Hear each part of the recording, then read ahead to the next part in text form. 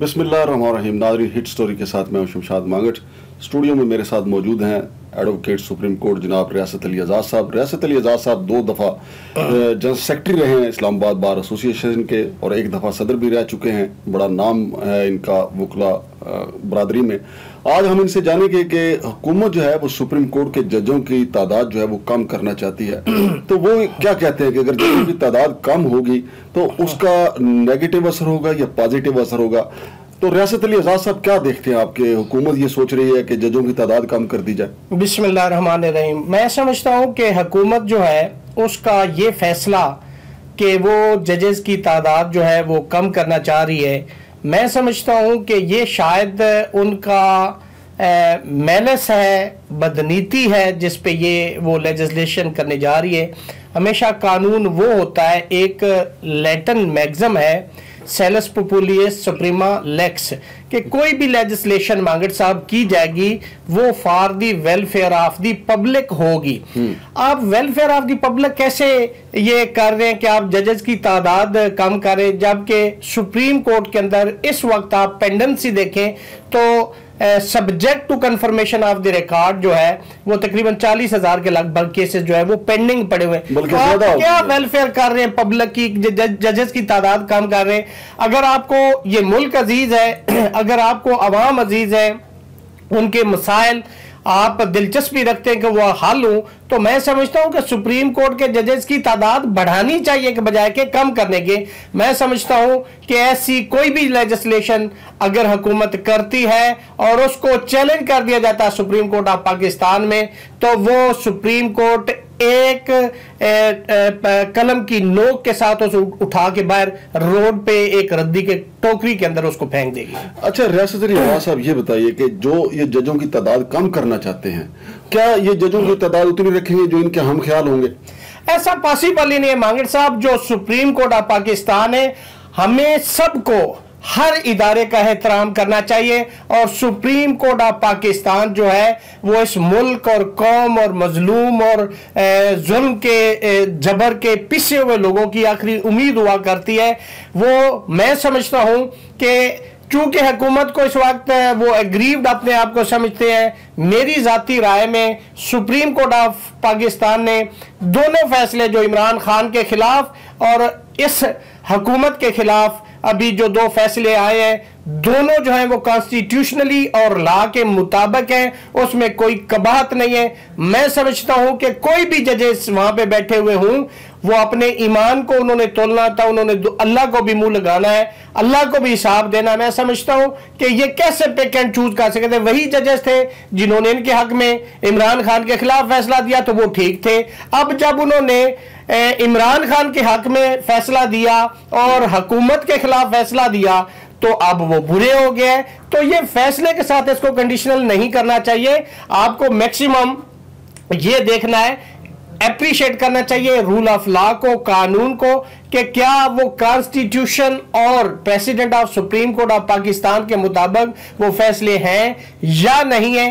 इसको बेस बना के, बुनियाद बना के अगर आप जजेस की तादाद कम करेंगे तो लीगल फर्टेनिटी भी इसको अपोज करेगी, बार काउंसिल्स भी इसको अपोज करेंगी, बार एसोसिएशंस भी इसको अपोज करेंगी और जनरल पब्लिक में भी इसका अच्छा तासुर नहीं जाएगा। रियासत साहब, वैसे तो कोई मसला हो आईनी कानूनी तो आपकी सुप्रीम कोर्ट बार एसोसिएशन जो है वो गले में ढोल बांध के ऐसे बून साहब आ जाते हैं, लेकिन इतना बड़ा कदम होने जा रहा है, अभी तक सुप्रीम कोर्ट बार एसोसिएशन का ना जनरल सेक्रेटरी ना सदर बोला ही नहीं अभी तक। देखिए, अभी तक चूंकि ये बातें हो रही हैं, जब प्रैक्टिकली कोई लेजिस्लेशन होगी, कोई बिल मूव होगा, टेबल होगा उधर पार्लियामेंट के अंदर, नेशनल असेंबली में या सेनेट में, तो फिर आप रिएक्शन देखेंगे। सरेदस्त तो बातें और गवर्नमेंट भी बातें और बयानात हमेशा दागती और अपोजिशन भी। ऐसी बात नहीं है, चूंकि ये मर्ज जो है ना जजों को तकसीम करने का, जजों की तादाद कम करने का, मुस्लिम लीग नून की हुकूमत में ये दूसरी बार जागा है। आपको अगर याद हो, जब सजाद अली शाह साहब से इनका फड्डा चल रहा था, मियां नवाज शरीफ साहब वजीर आजम थे, तो उस वक्त भी इन्होंने जजों की तादाद का बाकायदा कम करने का नोटिफिकेशन कर दिया था, 17 से 12 कर दी थी। ये मर्ज इनका पुराना है और अब उस वक्त भी जज साहबान जो है सुप्रीम कोर्ट के 2 धड़ों में तकसीम थे, इस वक्त भी 2 धड़ों में तकसीम है। तो जजों के जो आपस में इख्तलाफात हैं उसका फायदा नहीं उठा रही है हुकूमत। देखिए, मैं समझता हूं कि हुकूमत, अगर जैसे आपने PMLN को आपने पॉइंट आउट किया है, तो ये तो तारीख है, ये तो रिकॉर्ड पे मौजूद है। जजेस से वो फैसले करवाने वाली टेप जो है वो भी मौजूद है, जजेस को ब्रीफ केस के अंदर पैसे देने का रिकॉर्ड भी मौजूद है, वो एक अपनी जगह पे। लेकिन मैं समझता हूं कि अगर हुकूमत ऐसा करती है तो वो बिल्कुल गलत है, उसकी कोई हैसियत नहीं है। और ये जो तासुर दिया जा रहा है कि सुप्रीम कोर्ट के अंदर इख्तलाफ है, अगर आप इदारों के अंदर इख्तलाफ पैदा करेंगे तो आप इस मुल्क को नुकसान पहुंचाएंगे, चाहे वो पाक फौज हो, चाहे वो पार्लियामेंट हो, चाहे वो सुप्रीम कोर्ट ऑफ पाकिस्तान हो। हमें इदारों को मजबूत करना है, हमें शख्सियात को मजबूत नहीं करना। अगर हम इस धरती से, इस सुल्तनत से, इस पाकिस्तान से, इस मां धरती से प्यार करते हैं तो हमें इदारों को मजबूत करना है, हमें अपनी जाती मफाद को सामने नहीं रखना। लेकिन अगर जज ही आपस में दस्तों गिरे बयां हो जाए तो फिर अवाम का क्या? तो फिर बड़े अफसोस की बात है, फिर लोग अगर आपको क्रिटिसाइज करते हैं तो उसमें लोगों का कोई कसूर नहीं है, वो आपके जाती जो अपने इकदाम आते, आपका जो जाती किरदार है, फिर वो अवाम देख के इसीलिए वो फिर बाज़ औक़ात इदारों से नाला भी हो जाते हैं और अपना रद्द अमल भी देते हैं। अच्छा रियासत साहब, ये बताइएगा कि इलेक्शन कमीशन ऑफ पाकिस्तान ने PTI की फॉरेन फंडिंग के हवाले से जो फैसला दिया, उसका मुस्तकबिल आप क्या देखते हैं उस फैसले? मैं समझता हूं कि सबसे पहले तो वो आर्टिकल 25 जो है कॉन्स्टिट्यूशन ऑफ 1973, उसकी वायलेशन है। क्यों कि हाई कोर्ट जो इस्लामाबाद था, उसका फैसला था कि तमाम पॉलिटिकल पार्टीज का फैसला एक वक्त में सुनाया जाए, जिसकी वायलेशन है। आप पिक एंड चूज नहीं कर सकते, आप अपने चहेते के लिए और कानून और अपने मुखालिफ के लिए दूसरा कानून नहीं बना सकते। एक तो ये है। दूसरा, मांगड़ साहब उसके अंदर फैसले के अंदर सबसे पहले अवाम को आगाही देने के लिए मैं बता देना चाहता हूं कि एक तो है फंड, जो फॉरेन फंडिंग है, वो कोई भी शख्स बाहर से पाकिस्तानी है जो वहां का नेशनल है, डुअल नेशनल है, अगर वो किसी पॉलिटिकल पार्टी को फंडिंग कर रहा है तो वो फॉरेन फंडिंग कहलाएगी।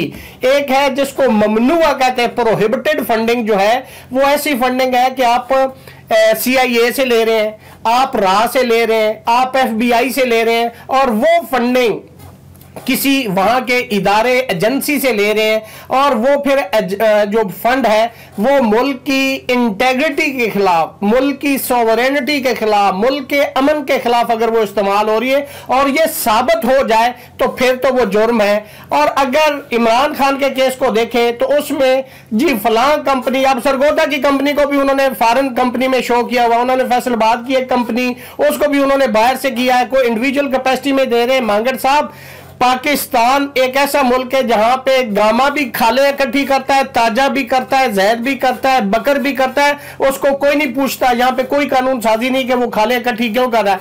लेकिन आप किसी भी बैरूने मुल्क आप देखेंगे, अगर आपने किसी के लिए फंड रेजिंग करनी है तो you must be registered as a company. पहले आप रजिस्टर्ड होंगे, फिर फंड रेजिंग करेंगे, फिर थ्रू बैंकिंग चैनल अगर आप यहां भेजते हैं तो उसमें कोई कबाहत नहीं है। और मैक्सिमम अगर यह साबित हो जाए कि कोई प्रोहिबिटेड पैसा है, ऐसी फंडिंग आई है जिसका ऑडिट नहीं है, जो गजटेड नहीं है, और वो साबित हो जाए कि जी वो ऐसे ऐसे मामलात के लिए अमन व अमान के खिलाफ, इंटेग्रिटी, सलामती और उसके खिलाफ अगर इस्तेमाल हुआ, तो मैक्सिमम जो PPO है उसका जो सेक्शन 6 है, उसका सब सेक्शन 3 है, उसके तहत शो काज नोटिस देके उसको जब्त किया जा सकता है। मैक्सिमम ये हो सकता है और कुछ नहीं हो सकता। अच्छा रियासत अली एजाज साहब, आखिरी सवाल है कि PTI जो है वो बड़ी कामयाबी के साथ उन्होंने जो इलेक्शन कमीशन ऑफ पाकिस्तान है उस पर ये एक मोहर लगा दिया, बल्कि उसके उनके ऊपर एक लेबल लगा दिया है कि ये मुस्लिम लीग नून का सेक्रेटेरिएट है। तो क्या समझते हैं कि मुस्लिम लीग नून का ये सेक्रेटेरिएट जो है इमरान खान को नाअहल भी करार दे सकता है? देखिए, जिस तरह जो इलेक्शन कमीशन है, सबसे पहले तो मैं आपको ये एक बात बता दूं, मैं रात को एक टीवी चैनल पे खबरें सुन रहा था कि तौहीन अदालत दायर होगी। भाई, जो कमीशन है वो अदालत कहाँ आ गई, और कमीशन की कंटेंट कहाँ पे आ गई? यहाँ पे भानमती का कबीला सारा बैठा हुआ है, जिसकी लाठी उसकी भैंस है, उसको वो अख्तियार भी दे रहे हैं जो अदालतों के पास है। कमीशन के पास तो कंटेम्प्ट का कोई अख्तियार ही नहीं है, तो उसकी कंटेम्प्ट कैसे होगी? और मैं समझता हूं कि जो इलेक्शन कमीशन ऑफ पाकिस्तान है, अपरेंटली उसकी लुक ये बताती है कि वो बायस है, वो मुतासब है टुवर्ड्स पीटीआई, चूंकि उन्होंने पहले हाईकोर्ट के फैसले को वायलेट किया। दूसरी बात, उन्होंने जो ऊपर नीचे शोकाज नोटिस और फलां कर दिया है, मैं समझता हूं कि ये इटसेल्फ सफिशिएंट है। जब ये हाईकोर्ट में असेल होगा ऑर्डर और हाईकोर्ट इसको उठा के बाहर फेंक देगी और इसके अंदर कुछ भी नहीं होगा। और इमरान खान और पीटीआई, आज मैं समझता हूं कि अगर ये नून का भी मामला होता, कोई ये ना समझे कि मैं सिर्फ पीटीआई की सपोर्ट में बात कर रहा हूं, नून भी हो कोई भी हो, तो ये सारी चीजें लॉ के मुताबिक देखी जाएंगी। अगर उस क्राइटेरिया के अंदर आएगी तो फिर वो उसको जो है वो फेस भी करेगा। तो पीटीआई की उन्होंने ऑडिट भी करवाया, उन्होंने बैंकिंग चैनल के जरिए पैसे भी शिफ्ट किए, उनकी रिपोर्ट हर साल सबमिट होती रही है। तो मैं समझता हूं कि उसके अंदर कोई ऐसी इलीगैलिटी, कोई कबाहत, कोई प्रोहिबिटेड, कोई ऐसी चीज साबित नहीं हुई। और दूसरी बात, जो एफिडेविट की बात हो रही है मांगड़ साहब, एफिडेविट जो होता है वो एक्ट के तहत होता है और वो किसी कोर्ट में सबमिट नहीं किया गया, वो एक कमीशन के सामने उन्होंने एक सर्टिफिकेट दिया है और उसमें भी लिखा हुआ है कि जी subject to confirmation of the record, अगर है उसका कंसल्टेंट उसको रिपोर्ट देता है उसके मुताबिक वो एक सर्टिफिकेट देते हैं और वो गलत भी साबित हो जाता है तो उसके कॉन्सिक्वेंसेस वो नहीं है जो किसी हाई कोर्ट में, किसी सुप्रीम कोर्ट में दिए गए एफिडेविट की होती है। रियासत यार ने जो भी फैसला दिया इलेक्शन कमीशन ऑफ पाकिस्तान ने, एक मिसाल तो बन गई। तो आने वाले वक्त में ये मियां नवाज शरीफ के लिए मसला नहीं बन सकता, क्योंकि उनके खिलाफ तो गवाहान मौजूद हैं कि उसामा बिन लादेन से लिप्टन के बॉक्स में भरे हुए डब्बे डॉलरों के उसको दिए जाते रहे हैं, वो गवाहान मौजूद हैं और वो अदालतों में जाना चाहते हैं। तो फिर ये मिसाल जो जब ये चीफ इलेक्शन कमिश्नर बदलेगा तो ये मियां नवाज शरीफ की वाट लग जाएगी। मैं समझता हूं कि पीटीआई इसमें से निकल जाएगी। मांगड़ साहब इस कानून के चूंकि जो एलिगेशन उन पे लगाए गए हैं और जो उन्होंने रिकॉर्ड पेश किया है, मैं समझता हूं कि उनको शायद ये हाई कोर्ट और मैक्सिमम सुप्रीम कोर्ट से क्लीन चिट मिल जाएगी। और जैसे आप फरमा रहे हैं, मैं समझता हूं कि अगर ऐसी एविडेंस जो आप कह रहे हैं अगर ऐसी है और लोग आके अपनी स्टेटमेंट्स देते हैं कि हमने इनको पैसा फंडिंग किया है, उसका कोई बैंकिंग रिकॉर्ड नहीं है, थ्रू बैंकिंग चैनल नहीं आया, कोई ब्रीफ केस के जरिए आया है या किसी शॉपर में उन्होंने आके डॉलर दिए और आके लोग ऐसी स्टेटमेंट्स देते हैं, तो उनके लिए इसके कॉन्सिक्वेंसेस ज्यादा खतरनाक हो सकते हैं। जी नाज़रीन, रियासत अली आज़ाद साहब की आप गुफ्तगू सुन रहे थे। इलेक्शन कमीशन ऑफ पाकिस्तान ने फैसला तो दे दिया, लेकिन जब ये मंजर बदलेगा, चीफ इलेक्शन कमिश्नर राजा सुल्तान सिकंदर नहीं होंगे और यहाँ पे कोई और सुल्तान होगा, फिर देखिएगा कि मुस्लिम लीग नून क्या बयानिया अख्तियार करती है। लेकिन वो लोग तो खालिद ख्वाजा, उसके जो अजीज हैं, खालिद ख्वाजा तो कत्ल हो गए थे, लेकिन उनके जो बेटे हैं, उनके जो कज़न हैं, वो बयान हल्फी देने को तैयार हैं, वो सुप्रीम कोर्ट में जाने के लिए तैयार हैं कि हम खुद लिप्टन के जो बॉक्स है, लिप्टन चाय के जो बड़े बड़े बॉक्स हैं, उनमें डॉलरों से भरे हुए नवाज शरीफ को पहुंचाते रहे। तो हो सकता है आने वाले वक्त में मियां नवाज शरीफ के लिए मिसाइल पैदा हो जाए। शमशाद मांगट और रियासत अली आज़ाद को इजाज़त दीजिए। अल्लाह हाफिज़।